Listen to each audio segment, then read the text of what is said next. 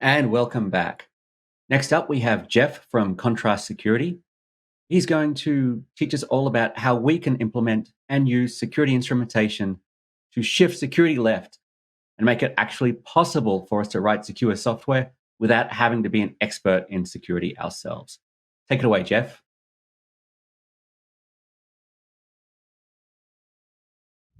Thanks. Hi, everybody. My name is Jeff Williams. I'm CTO and co-founder at Contrast Security, and it's great to be back at Spring One. Look, I've spent the last 25 years in software and security, and I'm incredibly excited to talk to you today about security instrumentation and what it can do to help you with security today. Ultimately, I think that security observability can really help us bring security and development together and really achieve some of the goals that DevSecOps has been talking about for the last few years. So let me share my screen and jump into this presentation. Here we go. We do have a Slack chat. If you have questions during this or afterwards, please jump into the Slack and ask me questions about the presentation. There will be a Q&A afterwards. I hope you join. I really would love to have the discussion. Kind of that, for me, that's what makes these conferences real. And you can also visit our booth. There's a Slack chat about the booth, or you can jump in and ask questions. We've got a bunch of experts standing around to help you. Okay, so the CEO of a Fortune 100 insurance company that we work with recently said that they're a data and technology company that happens to sell insurance. So they're really, they've transformed themselves into software, and they have been struggling with tons of application security challenges. And you can see just in sort of a smattering of the things that make application security so hard in modern organizations. And I was fascinated to talk to their CIO. He said that they have SAST and DAST, static analysis and dynamic analysis, fully automated, but their scans were still taking many hours, and they're producing what he called crappy results. They weren't getting value, despite what he said. They were spending immense hours to automate security, but they weren't getting the value. And I sympathize with that because it's really difficult to use those tools. Their CIO also said that security is limiting the speed of innovation, and that really struck home with me. He framed it up as impedance. He said security is adding story points to everything that they do. And that's not how I want security to work. I don't think that's achieving the goals. Actually, when I think about AppSec done the traditional way, I think it really kills innovation. And so, if I draw it out in this, this whiteboard kind of diagram, from the time the developers start writing code and adding libraries, those typically are, working on them in some dev environment as part of some pipeline. And if you have tools, they generate a bunch of findings. Some are true positives, some are false positives, but it takes a lot of human work to resolve those things. And all that human work is killing the economics of application security. It can't keep up with the rate of software. And it gets worse when you build out a full AppSec program, because then you're running multiple different kinds of scans: static analysis, software composition analysis, dynamic analysis, maybe doing pen testing, maybe you've got a WAF, and all of those technologies are fairly inaccurate. And so they end up generating all this work for experts, which creates bottlenecks and slows down your pipeline, and ultimately not much gets remediated, despite the talk of shifting left. And it ends up slowing down development to a trickle. So really, I want to focus on trying to achieve security in a way that lets you deliver value faster. So let's take a look at that. I want to talk about instrumentation for a few minutes. So this is the 9450. It's an instrumented basketball, and it has sensors inside it. It can automatically tell you your dribble speed and your shot rotation and the arc of your shot, makes and misses, a whole bunch of other stuff. It also comes with an app that's got a bunch of drills and metrics in it. And, I used it. I thought it was fantastic. It helped me with the arc of my shot. I've been playing basketball for a really long time. And I didn't need a coach. And that's really the key here, is with a few sensors in the basketball, they can change the economics of coaching basketball to kids. You need less coaches who can be more strategic with their time. And it's the same in other disciplines, like sensors revolutionize the practice of medicine and public health. It fundamentally changes the relationship between player and coach, and in this case, developer and security person, security expert. So, fortunately, instrumenting software is really easy. This is how it works in Java, and you can see essentially what happens is as you load the code from disk into memory using the Java Instrumentation API, you have a chance to attach a transformer where you can transform that bytecode so that what runs is instrumented code. And so we can use that to add in security sensors into an application that will help steer us the right direction. As we're building code, it can tell us when we've stepped out of bounds and done something that creates a vulnerability. And in production, it can help us identify attacks and intervene to prevent the bad effects of those attacks. So this really powerful technique. I think really, the only limit is your imagination here. So I want to show you a couple of things that you can do with this today.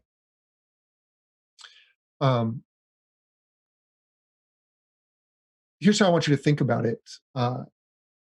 Imagine that you have a security friend on the inside of your application that's busy looking for whatever you tell them to look for. In this case, we can tell them to look for security rules. There's a number of tools out there that have performance instrumentation that you can use. It works almost exactly like that, just like a profiler or an APM tool like New Relic or AppDynamics. In this case, we'll instrument the application with security sensors.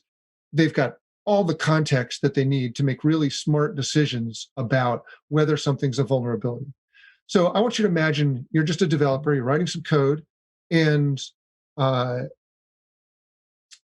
you are doing some database work, and your friend inside the application, as you're doing your normal testing, your friend sees some untrusted data flow through the application and land in a SQL query without being escaped or parameterized properly. That's something your friend can report on back to you. They can see that whole flow. They know the exact lines of code. They know the data flow. They know the actual query that's going to the database. They send you all that information back and say, hey, this is susceptible to SQL injection. And you can get that information instantly without having to run any extra scan or anything, because your buddy inside the application is working full-time checking this kind of stuff for you. That's the power of this approach to doing security with instrumentation. It makes it possible for almost anybody to be a pen tester, because all the smarts are in the agent. So you don't need to know how to exploit the application. You just do your normal testing. So let's talk about how you go about doing this. I'm going to point you to an open source project that I created called the Java Observability Toolkit, or JOT. And it's free and open for everybody. It's not that hard to write an instrumentation agent yourself, but it's a little bit of a barrier. So I thought if I could lower that barrier by allowing people to create sensors without having to do any coding, it would be really powerful. So this is the project we're going to be using for these next couple of demos. The first demonstration I want to show you is testing access control. Now, this is actually a really difficult thing to do. I spent many years as a pen tester, spending days or weeks trying to figure out how to test access control in an application. But we can do it much more quickly and accurately with instrumentation. So on the left here is a JOT. It's a YAML file that defines some sensors and a report so that we can extract the information that we need out of the application. And what you'll see here is each of these sensors has a name, like get routes and get users and get role. It indicates some targets, the methods that we want to put this sensor in, and then what's called a capture. And the capture allows you to extract some information from the application. And the capture is expressed in a Spring expression, using a Spring expression language. So you can actually extract some complicated things. This means take the first parameter for the service method, which is the HTTP request, and then call it get request URI on it. So get route just captures the URI every time we receive a request, and we hit the service method. This get role method, we're actually looking for calls to is user in role, and we're going to capture the first parameter, which is the role that's being tested. So then we can create a port where we compare routes and roles. So hopefully that's not too complicated. Let's take a look at how this actually works. So I've got my JOT agent here, and I need to tell Java to use it. So you just use a standard Java flag, Java agent, and then you put the name of the jar file, and then JOT takes a directory or a single JOT file as a parameter so that you can load either one or multiple JOTs. So now when I run Java, I'm going to run it using JOT in this particular rule. So I'm just going to start up Catalina, and we're going to take a look at a little web application that's built with this. You can see as this starts up that JOT tells you what it's instrumenting. Here it's instrumenting the service method, and it is user in role. And then we say, okay, JOT is installed and ready to go. So I'm going to go over to this application, and as I use this application normally, JOT is in the background gathering data, seeing the traces are sort of the sensors that fire during each event and each request. And then we take this and we generate the reports that we need. So I'm going to show the access control piece by just clicking on these access methods. Each one has some different access control checks in it. So I clicked on all these, A, B, C, D, E, and here's the access control matrix that I generated. It says on page A, we're doing a test for role A, page B, role B, page C, role C, so on. But page D, no access control check, probably a bug. And on page E, there's 3 access control checks. I don't know, maybe that's right, maybe that's wrong. It's possible that it's right, but it's certainly visible.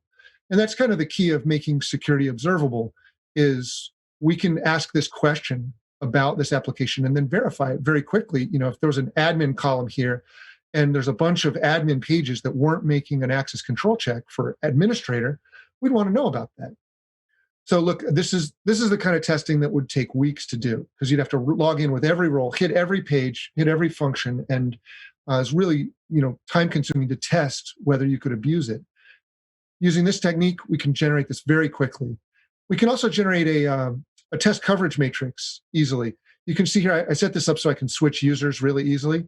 So if I switch to user A and then hit a few of these pages, I'll switch to B and hit just page A, hit user C hits page A, user D hits page A, and now user E, I'll hit all the pages, just so you can get a quick sense of what we're doing here. I can see now I've generated this test coverage matrix that shows me exactly which users I've exercised which functionality with. So it can really help you get completeness in your testing of your application. So what I'm talking about today is not just for security, it's actually really powerful for really all kinds of application work. Let's try another one. So I'm going to show you something about expression language injection. So this app has an expression language injection page in it. And expression language injection just means that the attacker can send an expression into an application and get it evaluated. This is exactly what caused the Equifax breach a few years ago. There was a sort of a complicated flow where an attacker could send in a header that was being double evaluated, and the expressions in that header were being evaluated on the server side. So here's what you can do with this. I can put in a large number here, and I can evaluate that expression. You can do complicated things like foo.append, or actually concat, probably better, concat bar, and get this to evaluate an expression. But it's pretty dangerous because I could do something like runtime.get runtime .exec, and then something like maybe open-a calculator. And when I submit that, the attacker has been able to launch a native process on my application server simply by sending an expression. And that's really dangerous. They can take over the whole app and compromise anything that's there. So we can do something about this with expression language. With security instrumentation. So I'll show you the JOT here. This JOT defines it's the same get routes, because just for logging purposes. But what we really want to do is we want to sandbox our expressions. So what this JOT does is it prevents harmful methods from being called from within the evaluation of an expression. So here we're adding prevention for process builder and socket connections. You could add file creation, you could add whatever you want inside the scope of evaluating expression language expression. And if that happens, we're going to throw this exception that says, hey, you attempted to execute an expression. So I'll just show you this with this same lesson.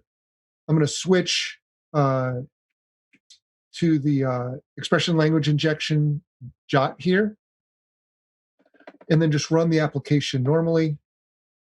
And then when we go back to this lesson, I'll just keep the same payload. And when we submit this, you can see we generated this exception that says, hey, attempt to escape expression language sandbox prevented by the sandbox expressions JOT sensor. And if you look down in the stack trace here, you can see the EL engine attempted to call runtime.exec, which delegated to the process builder, and our sensor inside that process builder prevented this call from executing. This lesson will still work, actually. Like, you can still evaluate expressions as long as you don't try to do something harmful, like start a native process. So this is a really powerful way of immunizing your application against expression language injection. Hopefully there's some good questions about this when we go to the Q&A section in a few minutes. So I want to take a minute and tell you about two ways that commercial products are using security instrumentation. One is called IAST. It stands for Interactive Application Security Testing, and it just means using instrumentation to detect vulnerabilities. You use it in development. As you're building and testing your code, you add sensors to your application, and it automatically detects vulnerabilities, just like the first demo that we just did. What that's called is IAST, and there are products out there that have large numbers of built-in rules to do this. In production, you can also use instrumentation. That's called RASP, or Runtime Application Self-Protection. And there's a number of products out there that do this as well. And that's an example of that is what we just did with expression language injection. You instrument the application, and it prevents vulnerabilities from being exploited inside your application. Both of these are way more accurate than traditional AppSec technologies like SAST and DAST and WAF, because they're inside the code and they have the full context of what's going on to help them make decisions. So this is a really smart way of doing application security. So let me try and pull it together a little bit here. So security instrumentation doesn't, it's not a burden on development. In fact, I believe it can accelerate development and just accelerate the delivery of value to production. So here, instead of running scans everywhere, instead we've added instrumentation to our application, and we instrument the whole thing. SAS tools only analyze the custom code, DAS tools only see HTTP, and WAFs only see HTTP. These techniques I'm talking about see the whole application, so they can protect with much more context, and they can find much more, many more problems. What you'll notice immediately when you start using this approach is that instead of getting a PDF report with 100 or 1,000 things in it that you have to weed through, instead you'll get instant feedback.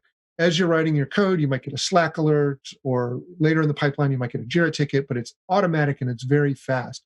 The feedback time, as you saw in the demonstration, was like instant. So that instant feedback dramatically improves remediation rates, so that you can fix your own code without setting off a security alarm anywhere. You just fix your own code and check it in clean, so that it's going to fly through the pipeline and go directly into production.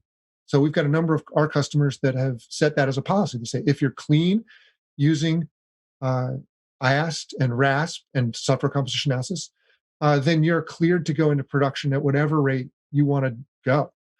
So it's very freeing for development projects.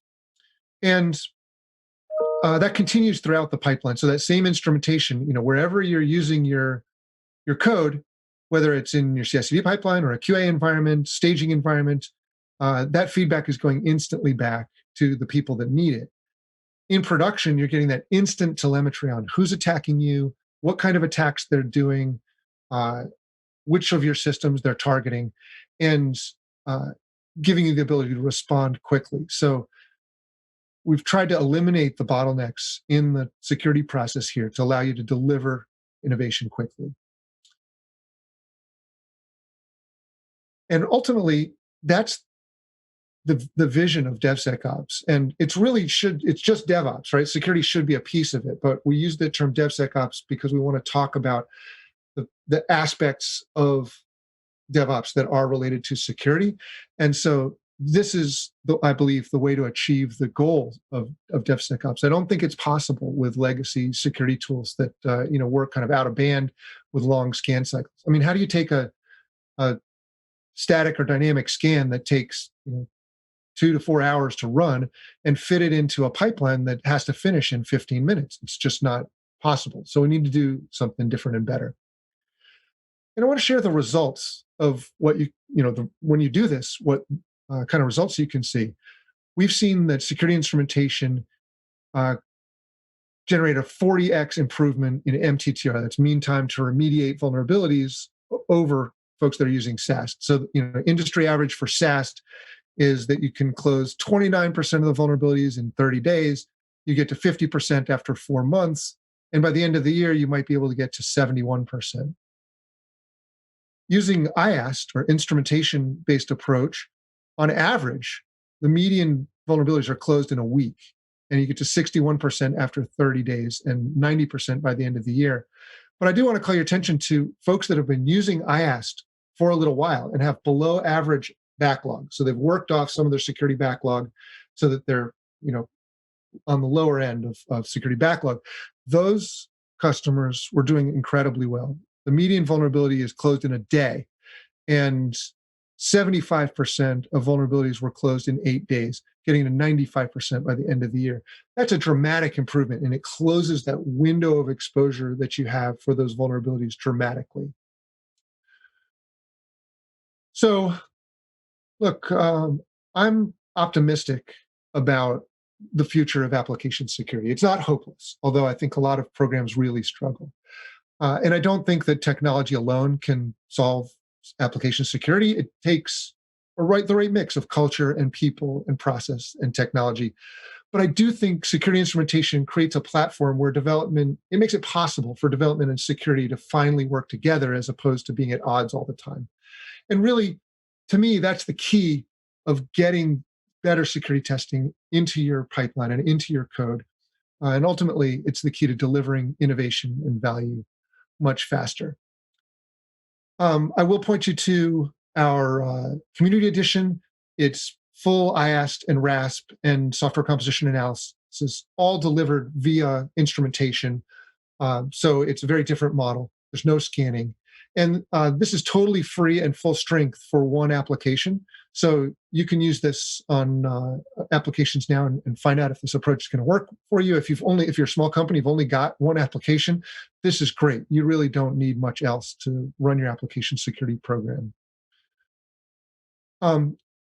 So with that, I'm going to wrap up. I'd love to get great questions on anything related to application security. I do recommend you come, talk to our folks in our booth. They're there waiting for you to help with any kind of security questions. We're also doing a work from home kit giveaway. It's got some really good stuff in it, including a mic and some blue blocker glasses and some other headphones and some other stuff to help you be more effective working at home. So thanks for your time. Please feel free to reach out to me on Twitter or LinkedIn. My handle's Planet Level. So thank you very much, and I look forward to talking to you. Bye.